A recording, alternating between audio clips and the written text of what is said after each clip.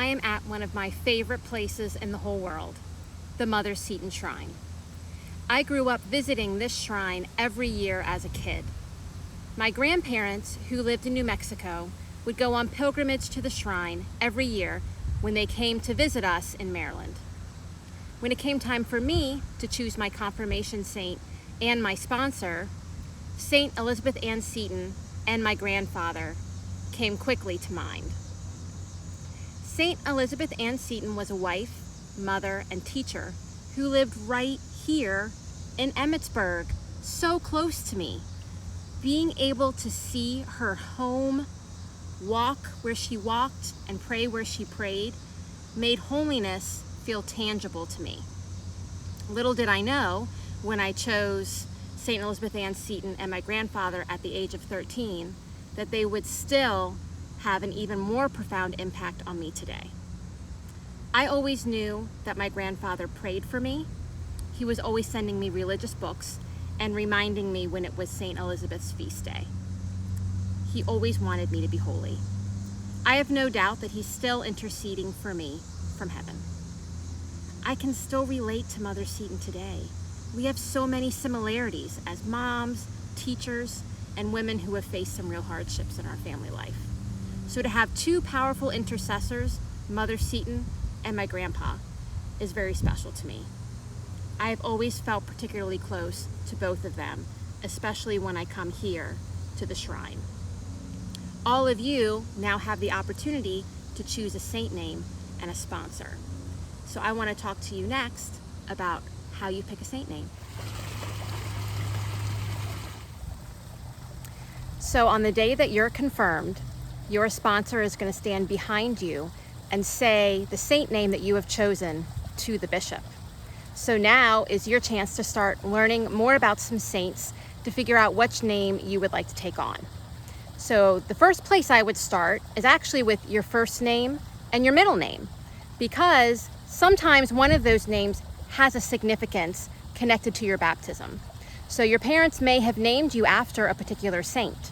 And since we know that confirmation is a completion of our baptism, you can actually keep your baptismal name as your confirmation name if you would like. For example, if your name is Michael Joseph, and your parents tell you that you're named after St. Michael the Archangel and St. Joseph, the foster father of Jesus, and you're like, you know what? I have a strong connection to St. Joseph. I like to work with wood. I'm a hard worker. St. Joseph makes sense to me. Then you could stick with St. Joseph as your confirmation saint. Now, if you look at both your first name and your middle name, and maybe they're not saint names, or you looked up the saints, they're not really doing anything for you, here's the next step. You can look up patron saints of different things. So for example, there's a patron saint of athletes. There's a patron saint of artists. There's a patron saint of doctors. So if there's something that you're interested in, all you gotta do is get on the internet. You can look at the confirmation webpage to get you started, or you can start with Google and you can look up different patron saints of things. Also, every single day of the year, we celebrate a different saint. So you could look up who the saint's feast day is on your birthday, and then read about their story and read about their life and why they're considered holy. And maybe that could get you on the right track for picking your saint name. Another thing that you can do is you can talk to your sponsor, your grandparents, maybe older siblings, ask them about their confirmation saint. Who is it? Why did you pick them? And that might start jogging some ideas for you. What are you looking for in a confirmation saint? So, we believe in something called the communion of saints, which means that we are all connected because we all have a spiritual soul that never, ever, ever dies. So all of the saints are all the people who are in heaven. Anyone who's in heaven is a saint. And they are still very much alive spiritually. And in heaven, they are able to actually intercede for us to God the Father. They can pray for us. And then also through learning about the story of their lives, we can be inspired, because these are real people who have lived before us, who have achieved what our goal is. they've achieved heaven. So for example, if you're a track athlete, it would make sense for you to watch the Olympics and maybe to have some role models who won some gold medals. That makes sense. How did they train? What did they do? How did they win?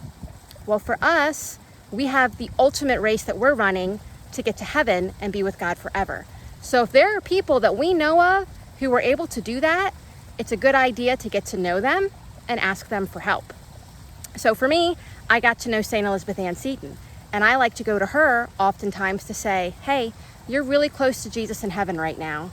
Could you intercede on my behalf? Could you pray for me? I also have my friends here praying for me. I have my family praying for me. I'm praying, but could you pray too? Because you were a mom like me. You were a teacher like me. You lived in Maryland like me. You get it. Can you help me out?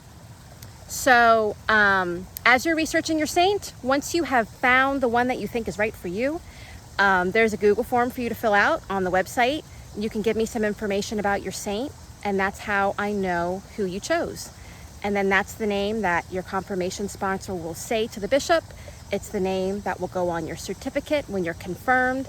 And more importantly, it will be a powerful person in your life that's interceding for you, praying for you, spurring you on in holiness.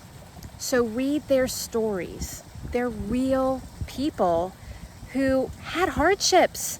Some of them flunked out of school. Some of them were dyslexic. Some of them had weird family problems. Some of them dealt with depression and anxiety. They're real people, just like us, but they loved the Lord and they chose a life of heroic virtue. And you know what? That's what I want for all of you. I want all of us to someday, not today, but someday, to all be in heaven together. And I hope that there's some new saints, new Saint Joan of Walkersville or whatever, right? So that's what we're aspiring to. So good luck learning about the saints. Feel free to talk to me, any of the older peer ministers or other youth ministers. We're happy to help you and help you pick a saint.